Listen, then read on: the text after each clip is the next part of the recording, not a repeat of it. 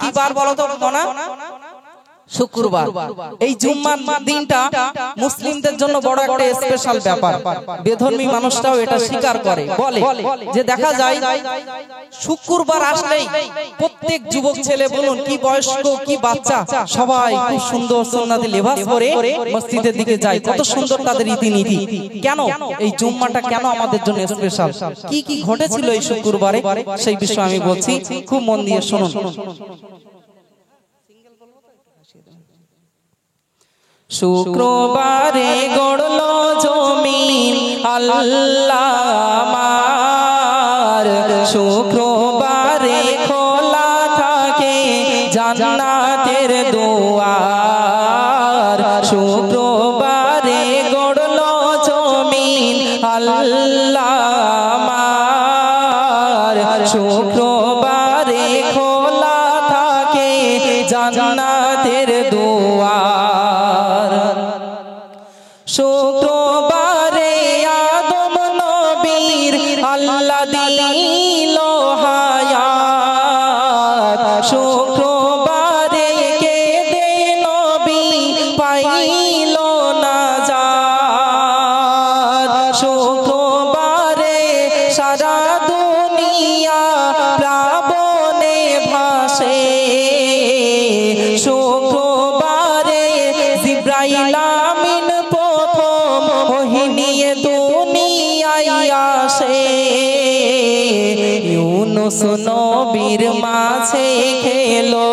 সেদিন শুক্রবার, শুক্রবারে আল্লাহ তাআলা বাঁচালেন তার, শুক্রবারে গড়লো জমিন আল্লাহ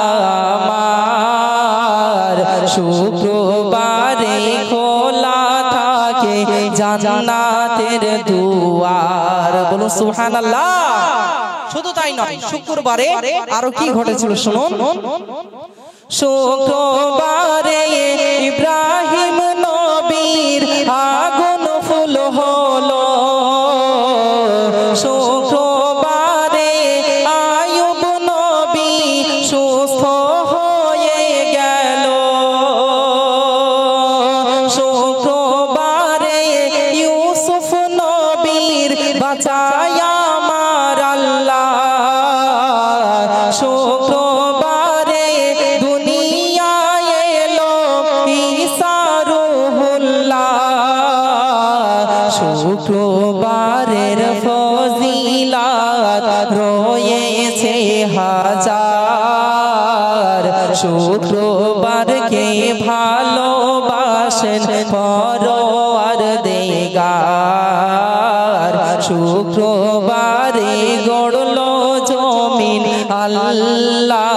আমার, শুক্রবারে খোলা থাকে জান্নাতের দুয়ার। বলুন সুবহানাল্লাহ। তারপরে শুনুন শুক্রবারে আরো কি কি ঘটেছিল শুনুন। শুক্রবারে নবী প্রথম দেয় দ্বীনের দাওয়াত, শুক্রবারে মা খাদিজা হয় প্রথম বায়াত,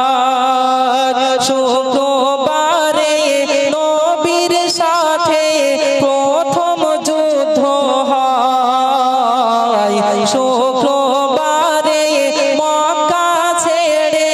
নবী মদিনাতে যায়, কুরআন যেদিন নাজিল হলো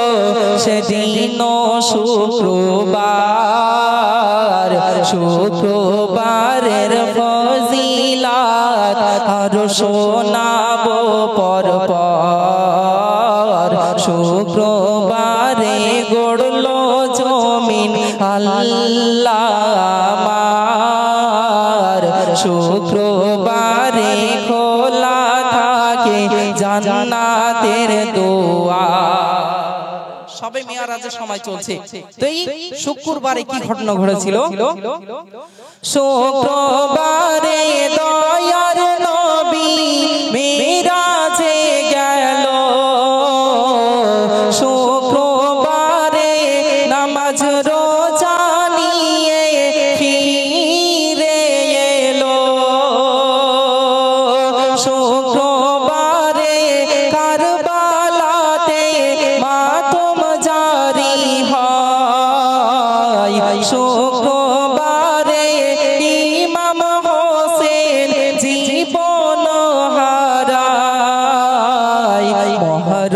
মাসের 10 তারিখ ছিল শুক্রবার। শুক্রবারের মারতাবা কত বলবো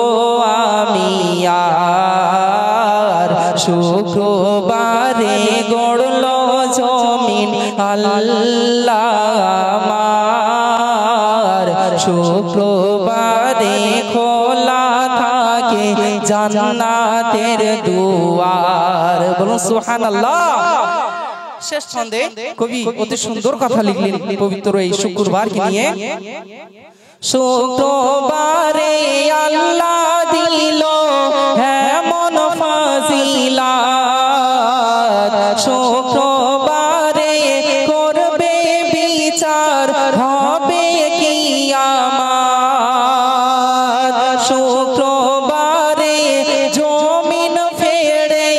উঠিবে সবাই। শুক্রবারকে মনে রেখো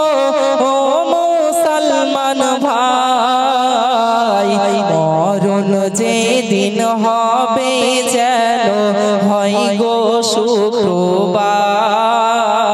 বলুন আল্লাহুম্মা আমিন। মরণ যেদিন হবে যেন হয় গো শুক্রবার। মুহাম্মদ জহির এই কামনা করে বারবার। শুক্রবারে গড়লো জমিন আল্লাহ আমার। শুক্রবারে খোলা থাকে জান্নাতের দুয়ার। একটু মহব্বতে তাকবীর দেন, নারে তাকবীর। আরো মহব্বতে হবে, নারে তাকবীর। আজকের দিনে এশার আজান হবে 7:35-এ। আজকে জলসার জন্য এশার আজান হবে 7:35 জমাত হবে আজানের পরপরই। মহিলারা অযথা রাস্তায় ভিড় করবেন না, আপনাদের জন্য জায়গা করা আছে, সকলে জায়গায় এসে বসে যান।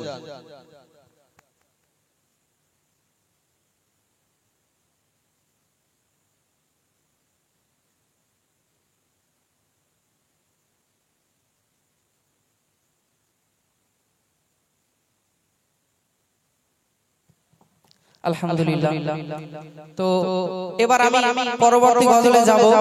কিছু গজলের রিকোয়েস্ট আছে যে ভাইজান ইউটিউবে আপনার এই গজলগুলো দেখি, আজ এসেছেন একটু সরাসরি বলবেন কেমন লাগে।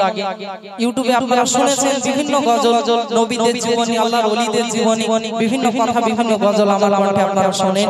তো আমি ইনশাআল্লাহ একের পর এক যতটা সময় ইনশাআল্লাহ পরিবেশন করব। এখন আপনাদের মাঝে আরেকটি গজল পরিবেশন করতে যাচ্ছি। এবছর নতুন একটি গজল, আশা করছি আপনাদের ভালো লাগবে। দেখুন, নবী করিম সাল্লাল্লাহু আলাইহি ওয়াসাল্লামের তারিফ, প্রশংসা, গুণগান যতই করি না কেন যেন কম থেকে যায়, তবুও আমরা সেই নবীর উম্মত চেষ্টা করি তার তারিফ, প্রশংসা, গুণগান করার। শুনুন এই গজল, আশা করছি আপনাদের খুবই ভালো লাগবে। বাচ্চারা যারা আছো মন দিয়ে তোমরা এই গজলটা শুনবে। কেন? আমি গজলের শেষে একটা প্রশ্ন ধরবো। এই গজলে যে কথা বলবো, গজলের মধ্য থেকে একটা প্রশ্ন করব, দেখবো কে সঠিক উত্তর দিতে পারে। তার জন্য আমার তরফ থেকে একটা উপহার আমি তুলে দেবো, ঠিক আছে? ওই জন্য মন দিয়ে শুনবে। আজ চাঁদেরি দোলাই আর হুরের মেলায় জান্নাত বসেছে ভোরের বেলায়। দেখো কাবার গেটে সাদা গোলাপ ফোটে, আরশের চাঁদ এলো মাটির দাওয়ায়। আজ চাঁদেরি দোলাই আর হুরের মেলায় জান্নাত বসেছে ভোরের বেলায়। দেখো কাবার গেটে সাদা গোলাপ ফোটে, আরশের চাঁদ এলো মাটির দাওয়ায়। আজ চাঁদেরি দোলায় আমার সোনার নবী নূরেরই ছবি, দোলনাই দোল খাই সোনালি সন্ধ্যায়। বলে ইয়া মুহাম্মদ দেখে আকাশের চাঁদ, আকাশ থেকে নামে আমিনার বারান্দায়। নবী যে জিকে আনলো হেলে, আকাশ আকাশের চাঁদ দুলে খেলা করে দৃশ্য দেখে দাদা মুতালিব বলে দেখিনি বাপের কালে এমন ছেলে চাঁদ তারা খেলে আঙুলের ইশারায় যে নবী রূপ দেখে জগৎ মাতায় আজ চাঁদের দোলায় আর হুরের মেলায় জান্নাত বসেছে ভোরের বেলায় দেখো কাবার গেটে সাদা গোলাপ ফোটে আর রোশের চাঁদ এলো মাটির দাওয়ায় আজ চাঁদের দোলায়। আমার নবীজির রূপের বর্ণনা কবি ছন্দের মাধ্যমে লিখছে, শুনুন।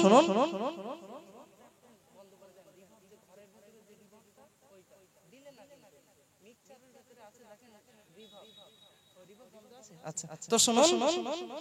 চোখের মানিকে দুটি যেন পান কোটি, হাত দুটি যেন ময়ূরের ডানা, নবীর ছোট আলজিব মধু ঝরে টিপি, মুখখানা চমকায় চাঁদের যোজনা, চোখের পাতা যেন হীরা গাথা, হাসলে ঝরে পড়ে মনি মুক্তা, ধরলে পাথর আতর হয়ে যায়, মেশকে আম্বার তাতে খুশবু বিলাই, যেদিকে কদম বয় খোদার জান্নাত দোল খায়, আইরে দেখবি যদি আই ছুটে আয় আজ চাঁদের দোলায় আর হুরের মেলায় জান্নাত বসেছে ভোরের বেলায় দেখো কাবার গেটে সাদা গোলাপ ফোটে আর রোশের চাঁদ এলো মাটির দাওয়ায় আজ চাঁদের দোলায়। তো একটা ঘটনা কবি লিখছেন, পবিত্র কাবা শরীফ তখন নবীজির সমসময়ে কেউ জিয়ারত করতে যেত, সোনা গহনা মানে কাবার পাশে একটি কূপে ছুঁড়ে ছুঁড়ে রাখতো। একদিন একটা চোর আসলো সেই সোনা গহনাগুলো চুরি করতে। মন দিয়ে শুনবেন কিন্তু, তা না হলে ভালো লাগবে না। তো চোর আসলো চুরি করতে, তো আল্লাহর তরফ থেকে একটি নাগিন সেখানে চলে আসলো, পাহারা দিত সেগুলো। কি ঘটনা ঘটেছিল কবি লিখছেন, শুনুন। কাবা জিয়ারতে কারো মানতে কাবার পাশে কূপে ছুঁড়ে দিত নজরানা, হঠাৎ একটি চোরে রাতে চুরি করে নিয়ে পালাই সেই মোহরানা, তারপরে এলো এক বিষাক্ত নাগিন, সে নজরানা পাহারা দিত রাত দিন, কাবা ঘরে মেরামতের দায়িত্ব পায়, কাবা ঘরে মেরামতের প্রয়োজন হয়, ভীতু হয়ে কাছে কেহ যেতে নাহি যায়, মেরামতের দায়িত্ব পাই নবী আমার, একই গল নাগিনকে তুলে নিয়ে যায় আজ চাঁদের দোলায় আর হুরের মেলায় জান্নাত বসেছে ভোরের বেলায় দেখো কাবার গেটে সাদা গোলাপ ফোটে আর রোশের চাঁদ এলো মাটির দাওয়ায় আজ চাঁদের দোলায়। তো দায়িত্ব পড়লো নবী করিম সাল্লাল্লাহু আলাইহি ওয়াসাল্লামের উপরে কাবা মেরামতের। কেউ যেতে চাইছে না, যেহেতু সাপ অর্থাৎ নাগিন পাহারা দিচ্ছে। এখন নবী আমার গেলেন, যাওয়ার সাথে সাথে একটি ঈগল পাখি এসে সেই নাগিন সাপকে তুলে নিয়ে চলে গেল। কি ছিল সেই সাপটির নাম, কোথায় তাকে ফেলে দেওয়া হয়েছিল, সম্পূর্ণ ঘটনা শুনুন। দেখো সেই গলে নাগিনকে দাই ফেলে হাজত নামক এক স্থানে গেলে নাই জমিনে ওই নাগিনের বাহির হবে আবার কিয়ামতের দিনে, সাফার ভিতর থেকে উঠিবে মানুষের সাথে তার কথা হবে, তাবাতুল নামে ডাকা হবে,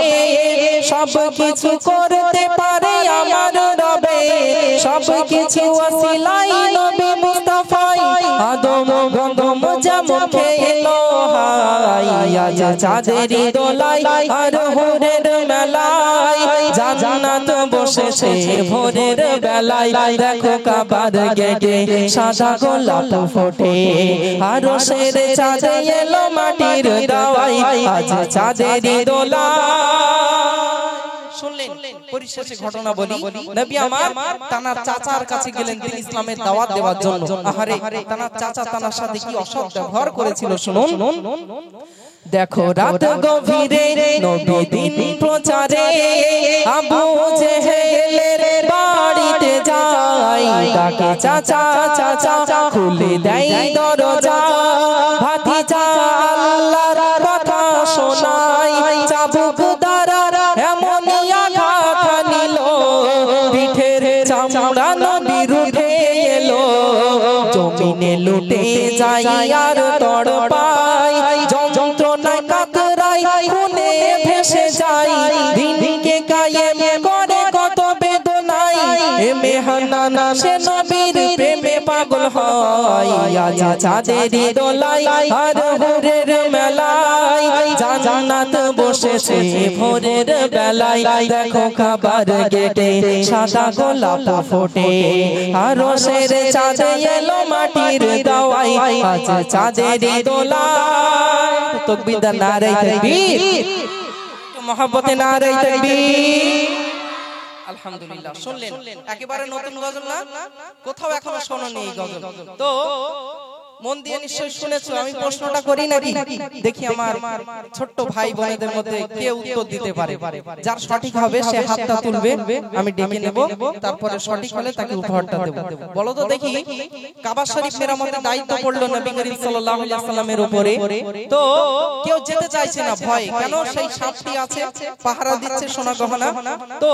নবী আমার গেলেন যাওয়ার সাথে সাথে একটি ঈগল এসে সাপটাকে উড়িয়ে নিয়ে চলে গেল সাপটাকে একটা স্থানে ফেলেও দিল তো সেই সাপটির নাম কি কে বলতে পারবে ওই ছেলেটা প্রথমে হাত উঁচু করেছে এসো দেখি মাশাআল্লাহ এসো দুইজন এসো বলো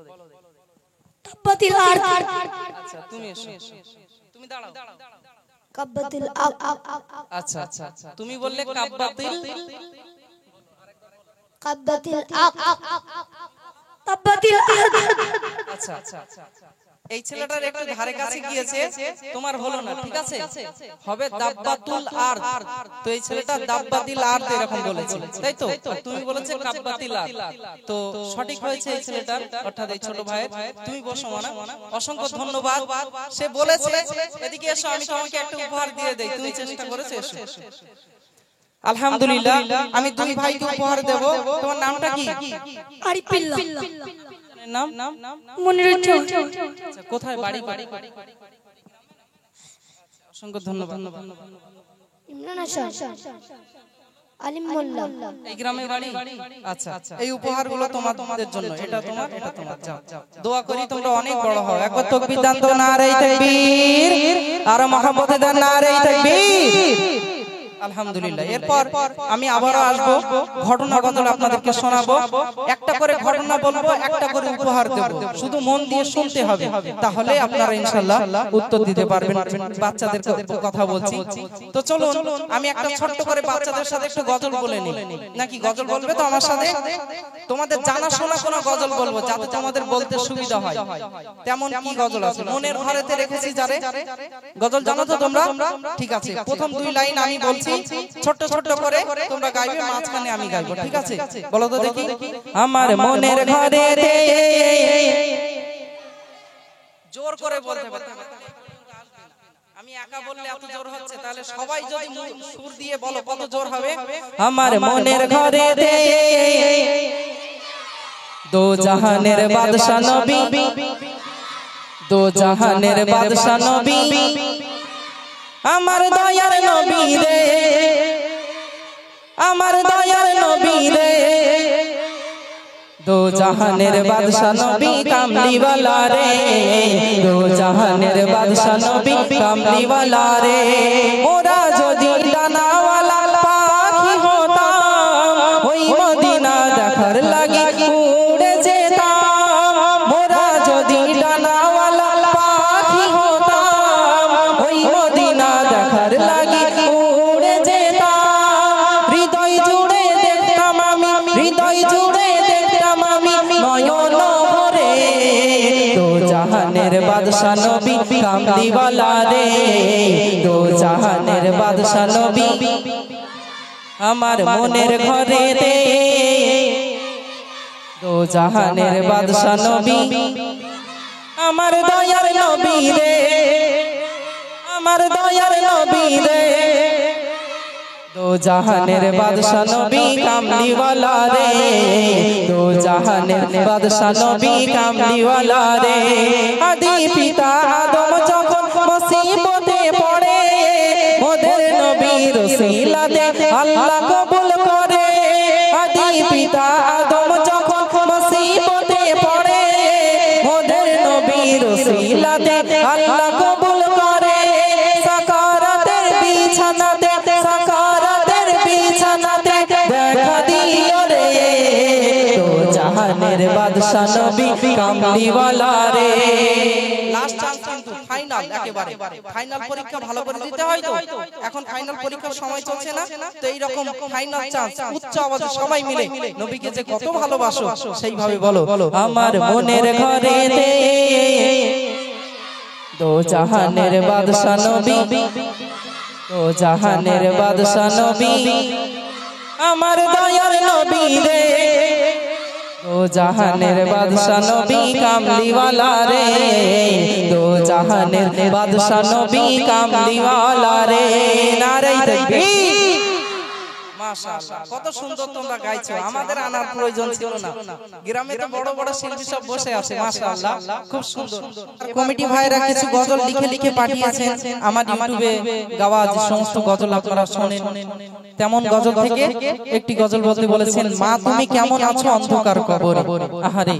আমাদের অনেক আম্মাজান কবরে বাসিন্দা হয়ে গেছে তাই তো সেই গজল ইনশাআল্লাহ বলছি শুনুন মা তুমি কেমন আছো মা তুমি কেমন আছো অন্ধকার কবরে তোমার জন্য কান্দে অন্তর দু চোখে পানি ঝরে তোমার জন্য কান্দে অন্তর দু চোখে পানি ঝরে মা তুমি কেমন আছো মা তুমি কেমন আছো অন্ধকার কবরে তোমার জন্য কান্দে অন্তর দু চোখে পানি ঝরে তোমার জন্য কান্দে অন্তর দু চোখে পানি ঝরে ছোট বেলার কথা পড়ে যখন মনে বসে বসে কান্দি মাগো পানি দুই নয়নে বসে বসে কান্দি মাগো পানি দুই নয়নে ছোট বেলার কথা পড়ে যখন মনে বসে বসে কান্দি মাগো পানি দুই নয়নে বসে বসে কান্দি মাগো পানি দুই নয়নে আমার দুঃখ দেখার মতো আমার দুঃখ বোঝার মতো কেউ নাই সংসারে তোমার জন্য কান্দে অন্তর দু চোখে পানি ঝরে তোমার জন্য কান্দে অন্তর দু চোখে পানি ঝরে মা তুমি কেমন আছো মা তুমি কেমন আছো অন্ধকার কবরে তোমার জন্য কান্দে অন্তর দু চোখে পানি ঝরে আহারে মা বেঁচে থাকতে স্ত্রীকে খুশি করার জন্য সেই মায়ের মনে কষ্ট দিয়েছি আজ যেই স্ত্রীকে আপন মনে হতো সেই স্ত্রী আমার কষ্ট বোঝে না মা একমাত্র আমার কষ্ট বুঝতো অনেক যুবকরা আছে কেটে যারে যার হয়ে যায় স্ত্রীকে বিশ্বাস করেছিল কিন্তু সেই স্ত্রী তাকে এখন কষ্ট দেয় কবি লিখছেন পরে ছন্দ যেই মা পালন করলো খাওয়ায়ে বুকের দুধ সেই মাকে একটুখানি দিতে পারিনি সুখ সেই মাকে একটুখানি দিতে পারিনি সুখ যেই মা পালন করলো খাওয়ায় বুকের দুধ সেই মাকে একটুখানি দিতে পারিনি সুখ সেই মাকে একটুখানি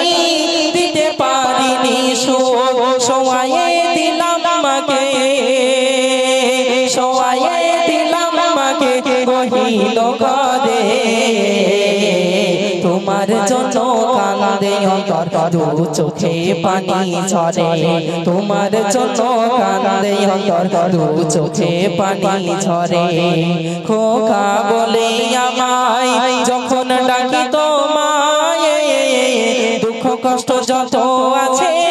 যে তো সব ধোয়ে দুঃখ কষ্ট যত আছে যে তো সব ধোয়ে খোকা বলে আমায় যখন ডাকি তোমায় দুঃখ কষ্ট যত আছে যে তো সব ধোয়ে দুঃখ কষ্ট যত আছে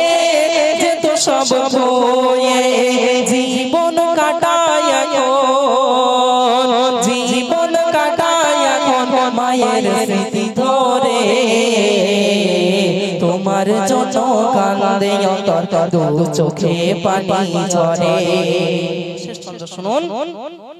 আদরিনী সোহাগিনী আদরিনী সোহাগিনী এমন দরদি মা পৃথিবীতে মায়ের সমান কেউ তো হবে না পৃথিবীতে মায়ের সমান কেউ তো হবে না ইনামুল হক কাঁদে কত যুবক ভাই কাঁদে হারিয়ে মাকে তোমার জন্য কান্দে অন্তর দু চোখে পানি ঝরে তোমার জন্য কান্দে অন্তর দু চোখে পানি ঝরে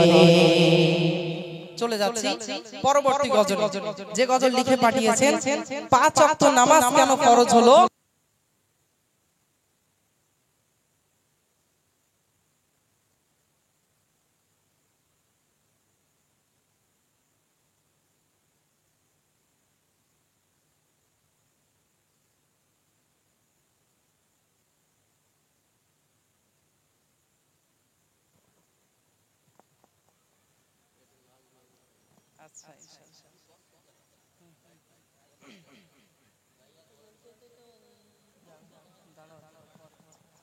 আজান হয়ে গেছে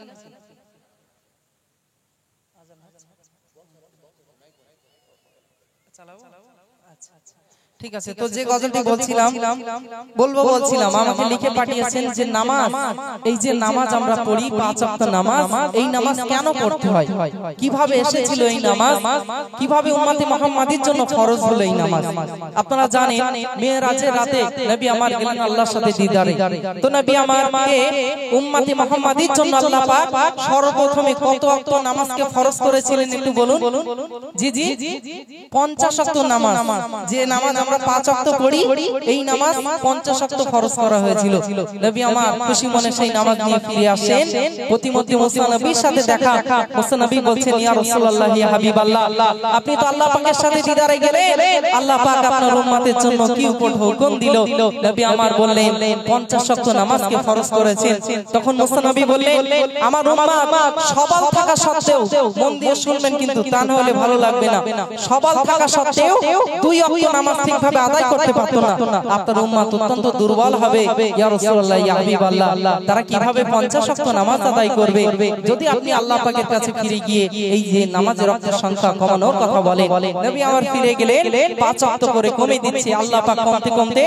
পরিশেষে আল্লাহ পাক বললেন হে আমার হাবিব জান আপনার উম্মতের 50 ওয়াক্ত নামাজ থেকে আমি আল্লাহ 45 ওয়াক্ত বাদ দিয়ে দিলাম তারা 5 ওয়াক্ত নামাজ আদায় করবে আমি আল্লাহ তাদের আমলনামায় 50 ওয়াক্তের সওয়াব দেব বলুন সুবহানাল্লাহ সেই গজল বলছি আপনারা শুনুন 50 এর বদলে 5 তো দিল আল্লাহ দয়াময় পেয়ে তোফা মুস্তাফা মোর মহা খুশি হয় ফজর জোহর আসর মাগরিব ইশা কেন হয় কখনো 2 কখনো 3 4 রাকাত কেন হয় 50 এর বদলে 5 তো দিল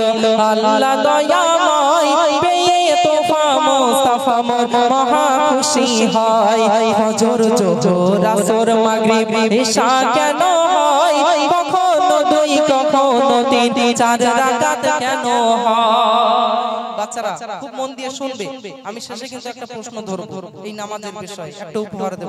ফজরের নামাজ কেন পড়তে হয় কিভাবে আসলে শুনুন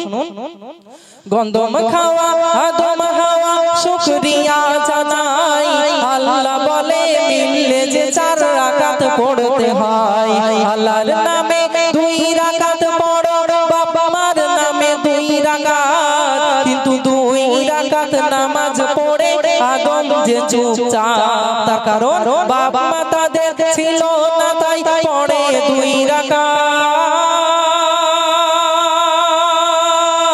ফজরের এই ঘটনা তাই ফজরে 2 রাকাত হলো মিরাজ এলো নামাজ এ মহা পুরস্কার নামাজ বিনা জীবন বৃথা নামাজ নেকির হার বলুন সুবহানাল্লাহ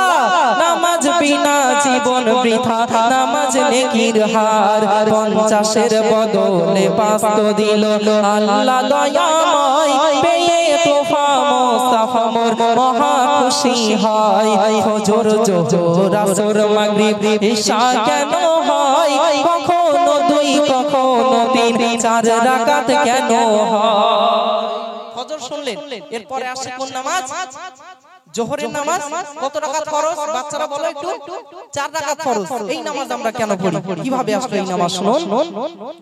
নমরুদের আগুন হতে যখন ইব্রাহিম মুক্তি পায় আগুনে ফুল ফুটতে দেখে মাথা ঝুঁকে যায় তখন বলে আল্লাহ খলিলুল্লাহ শুকর পড়তে হয় 2 রাকাত আমার তরে 2 বাপ মার হেসায় দুপুর বেলা খলিলুল্লাহ নামাজ পড়ে না এর নাম যে জোহর পেল কদর কোরআনের পারায় এর নাম যে জোহর পেল কদর কোরআনের পারায় জোহর নামাজ আদায়কারী আল্লাহ পাক বলছেন জোহর নামাজ আদায়কারী সে মোর প্রিয় হয় তার গায়ের পশম খোদার কসম দোজখ না জ্বালায় বলো সুবহানাল্লাহ তার গায়ের পশম খোদার কসম দোজখ না জ্বালায় 50-এর বদলে 5 তো দিল জোহর শুনলেন এবার আসছে কোনটি আসরের নামাজ কত রাকাত ফরজ আমি জানি আপনারা জানেন তবু একটু শুনে নিচ্ছি কেন আমি বুঝবো যে আপনারা গজলটি শুনছেন এবং বুঝতে পারছেন একটু সরাসরি নেওয়ার জন্য আসরের নামাজ 4 রাকাত ফরজ কেন পড়তে হয় কিভাবে আসলে এই নামাজ কিভাবে উম্মতি মুহাম্মাদির জন্য ফরজ হলো শুনুন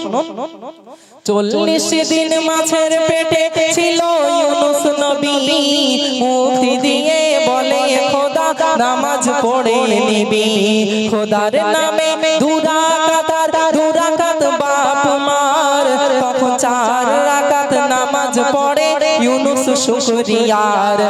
এই নামাজ যখন পড়ে তখন বিকেল বেলা আলো আধার আকাশে করছিল যে খেলা উকি মারে নেকি তোমার ওই আসরের বেলা তাই তওবা করো নামাজ পড়ো জপো তাসবিহ মালা 50-এর বদলে 5 তো দিল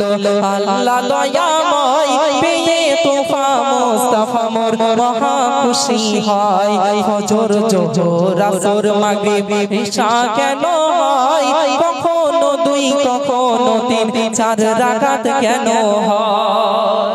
শুনলেন আসর এবার আসছে মাগরিব এই নামাজ আমরা পড়ি কেন এই নামাজটি বেজোড় দেখো সবগুলো জোড়া জোড়া জোহর ফজরের নামাজ 2 রাকাত জোড়া জোহর 4 রাকাত জোড়া আসর 4 রাকাত জোড়া একটি পরে ঈশার নামাজ 4 রাকাত ফরজ তাই তো সবগুলো দেখুন জোড়া জোড়া কিন্তু এই মাগরিবের নামাজ পড়ি এই নামাজ দেখুন বেজোড় তাই তো নাকি আমাদের মনে প্রশ্ন জাগে যে সবগুলো জোড়া জোড়া পড়তে হয় এই মাগরিবের নামাজ কেন বেজোড় পড়তে হয় প্রশ্ন জাগে কি না জাগে কেন পড়ি এই গজলটি এই ছন্দ শুনলে বুঝতে পারবেন ঈসা নবীর আব্বা জান ছিলেন না আল্লাহ পাক তাকে কুদরতের সাহায্যে সৃষ্টি করেছিলেন তিনি মা মারিয়ামের গর্ভে ছিলেন কেন পড়ি 3 রাকাত ছন্দ শুনুন বুঝবেন খ্রিস্টানরা ঈসা নবীকে যে খোদার ছেলে কয় এই গীবত শুনে ঈসা বলে সত্য কথা নয় তখন মনের দিক দুঃখে বনে গিয়ে সে কাদা কাটা করে 4 রাকাতের বদলে ঈসা 3 রাকাত নামাজ পড়ে কেন 2 রাকাত খোদার তরে 1 রাকাত তার মা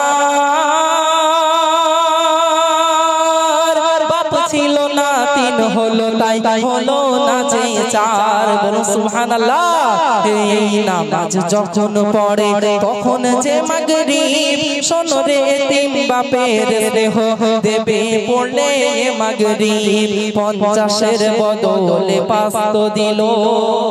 পরিশেষে আসছে এশার নামাজ, এটাও আপনারা শুনুন। আমি জানি আপনারা সব নামাজ পড়েন, যুবকরা নামাজ পড়েন, আম্মা জান বোনেরা পড়েন, আমার দাদুজি আমার চাচাজি আপনারা পড়েন নামাজ, কিন্তু কেন পড়তে হয় সেটাই আমি আপনাদেরকে শোনালাম। শেষ ছন্দ শুনুন। খোদাদ্রোহী ফেরাউন দিছিল বড় জ্বালা,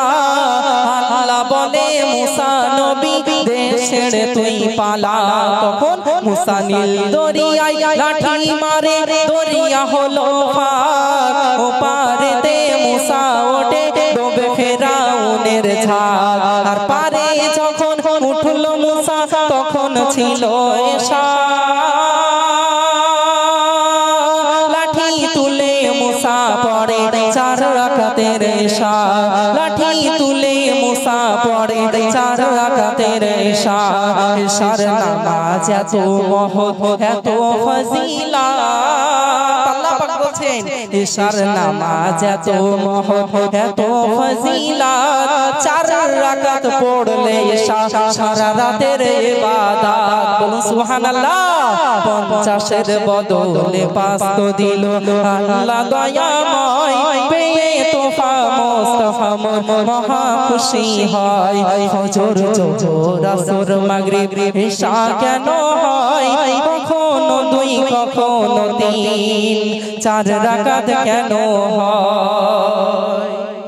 আলহামদুলিল্লাহ। এই গজলটা শুনলেন নামাজের বিষয়ে।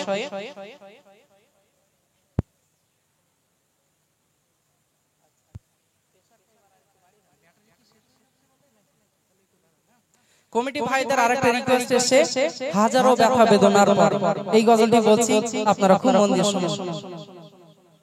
তার আগে ও আচ্ছা, আমি বলেছিলাম একটা প্রশ্ন করব, বলেছিলাম না? আমি তো ভুলেই যাচ্ছিলাম। বাচ্চারা যারা আছো সঠিক যার হবে হাতটা তুলবে, আমি ডেকে নেব। বলো তো দেখি, এই যে নামাজ আমরা পড়ি, মাগরিবের নামাজ আমাদের জন্য কত রাকাত ফরজ কে বলতে পারবে? তুমি একটা উপহার পেয়েছিলে না? তাহলে তুমি বাদে আর অন্য কেউ মাগরিবের নামাজ কত রাকাত ফরজ তুমি বলবে? এসো। মাশাআল্লাহ, তুমি পেয়েছিলে নাকি পুরস্কার? আচ্ছা হ্যাঁ শেষ করে দাও। তুমি পেয়েছিলে পুরস্কার? একজনই কোনা একজনই। এসো বলো দেখি। 3 রাকাত। একেবারে সঠিক উত্তর দিয়েছে। আমি তাকে আরেকটা উপহার দেব, নামটা বলো। নাইদ হোসেন। আব্বা জানের নাম? শানওয়াজ হোসেন। আচ্ছা, পড়াশোনা করছো নিশ্চয়ই, এই উপহারটা তোমার জন্য। যাও, দোয়া করি তোমরাই হলে আমাদের ভবিষ্যৎ। তো চলুন, আল্লাহ তাআলাদেরকে দ্বীন ইসলামের জন্য কবুল করুন। বলুন আল্লাহুম্মা আমিন। শেষ গজল আপনাদের মাঝে এই গজলটি বলছি, কমিটি ভাইদের রিকোয়েস্ট আছে।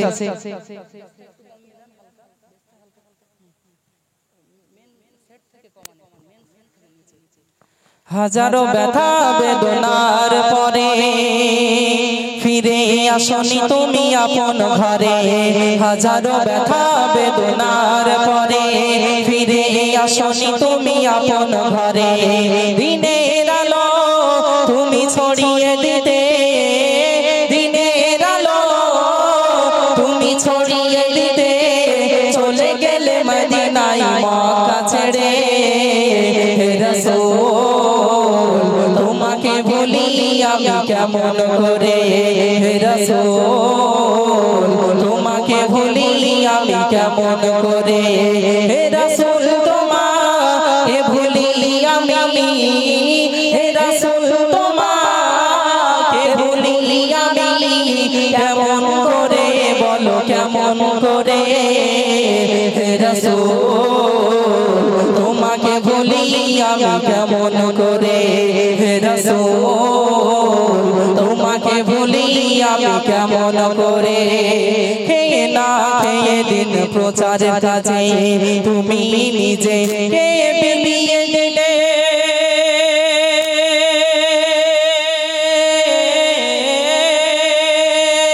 খেয়ে না খেয়ে দিন প্রচারের কাজে তুমি নিজে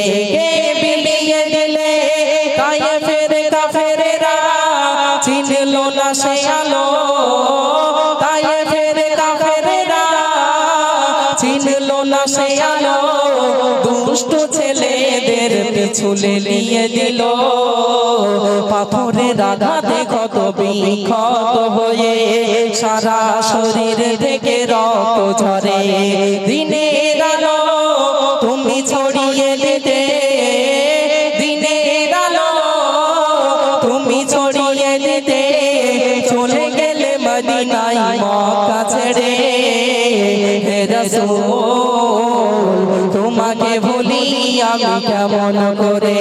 হে রাসূল তোমাকে ভুলি আমি কেমন করে হেরা গুহাই তুমি করতে গোধান হেরা গুহাই তুমি করতে গোধান আসমান থেকে নামে আল কোরআন হেরা গুহাই তুমি করতে গোধান আসমান থেকে নামে আল কোরআন ভাঙলো সবার ভুল তোমারই তরে ভাঙলো সবার ভুল তোমারই তরে আসিল কোরআনের ছায়া তলে উসমান আলী ওমর আবু বকর ইসলামে ঝান্ডা নিল তুলে দিনের আলো তুমি ছড়িয়ে দিতে দিনের আলো তুমি ছড়িয়ে দিতে চলে গেলে মদিনায় মক্কা ছেড়ে হে রাসূল তোমাকে ভুলি আমি কেমন করে হে রাসূল তোমাকে ভুলি আমি কেমন করে নারে তাকবীর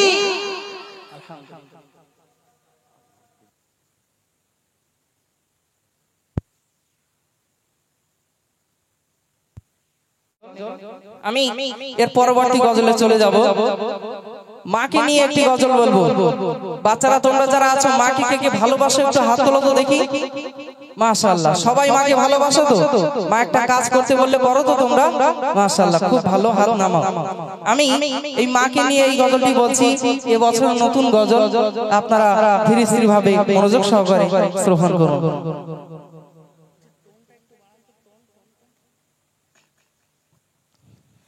জনম দুঃখী মায়া মুখী সাতরাচার ধন আমার আম্মা মায়ের মতন এত আপন হবে না কেউ মায়ের তুলনা জনম দুঃখী মায়া মুখী সাতরাচার ধন আমার আম্মা মায়ের মতন এত আপন হবে না কেউ মায়ের তুলনা মাঝে আমার হীরার টুকরা মাঝে আমার দুটি আঁখি মাঝে আমার হীরার টুকরা মাঝে আমার দুটি আঁখি মাঝে আমার মিশকে আম্বার মাঝে আমার ফুলো পাখি অন্ধকারের আলো তুমি অন্ধকারের আলো তুমি আধার রাতের জোছনা জনম দুঃখী মায়া মুখী সাতরাচার ধন আমার আম্মা মায়ের মতন এত আপন হবে না কেউ মায়ের তুলনা কাবা তুমি কিবলা তুমি তুমি আমার ঘরে হেরা কাবা তুমি কিবলা তুমি তুমি আমার ঘরে হেরা ও জননী মায়ার খনি তুমি হলে জগৎ সেরা মায়ের সেবায় সব পাওয়া যায় মায়ের সেবায় সব পাওয়া যায় মাঝে হলো জান্নাতি আয়না জনম দুঃখী মায়া মুখী সাতরাচার ধন আমার আম্মা মায়ের মতন এত আপন হবে না কেউ মায়ের তুলনা একটি ছেলে মাকে ফেলে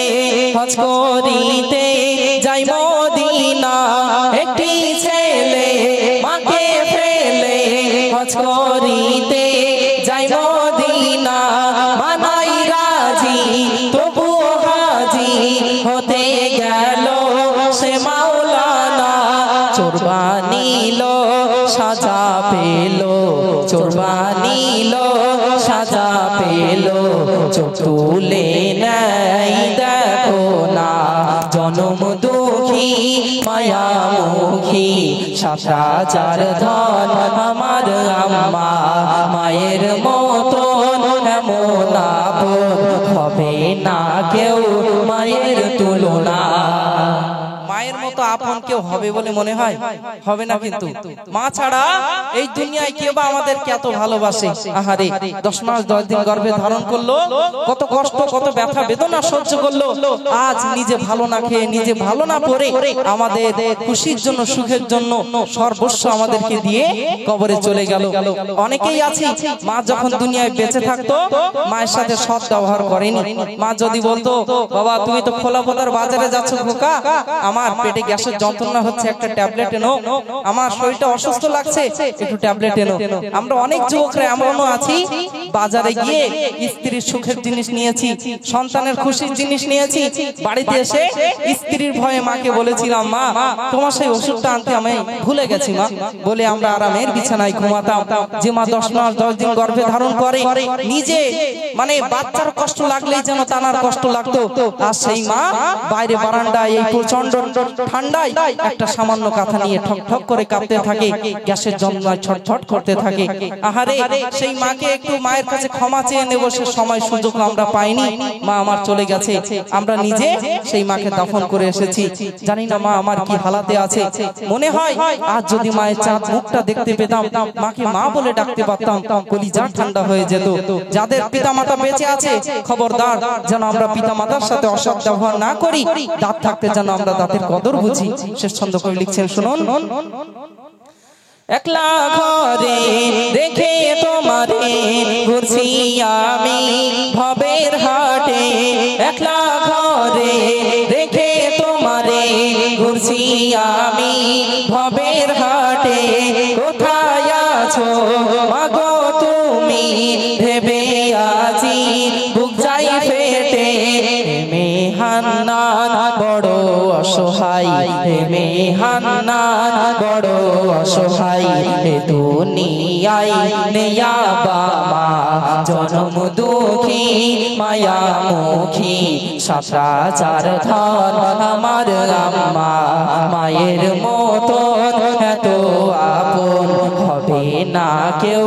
মায়ের তুলনা তাকবীর দেন নারে তাকবীর আর একটু মহব্বতে নারে তাকবীর খবরদার আমরা যেন কৃপণতা না করি